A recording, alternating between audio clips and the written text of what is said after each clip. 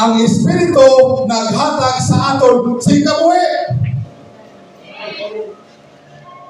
Ano ang Holy Spirit? Ano ang Espiritu sa Diyos? Anong ihatag niya sa aton? Kabuhi.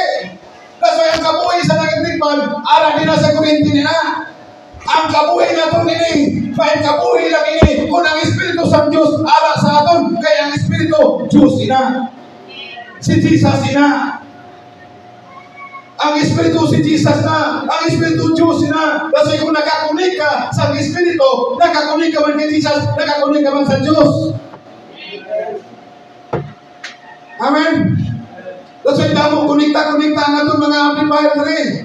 Kaya kung hindi na ipakunik, bisan anong makamahal ng mga gamit na ito, kung hindi na ipag-ikunik sa Korinti, wala na pulos. Amo mo na ulog ka, amo mo na kamahal aron sa imo tang ipusoon, kung wala nakakunik sa iyang Espiritu.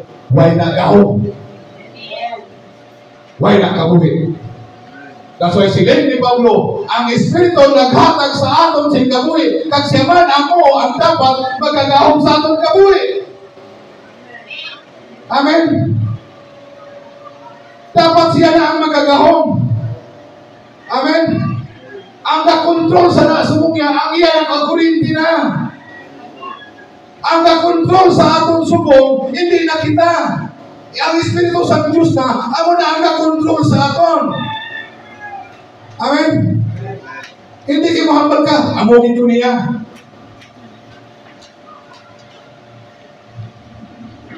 Hindi naging ko niya mga ako with niya. Hindi kontrolado ang iyong kabuhi sa Espiritu eh. Amen. Araw, ang Espiritu sa Diyos nagahatag kabuhi. Meaning, siya ang nagahatag sa atong kabuhi. Siya ang magagahom, hindi ikaw. Amen. Hindi pwede nga ang Holy Spirit, amo ang magpaidalog sa imo. Dapat ikaw ang magpaidalog sa kahom sa balaan ng Espiritu.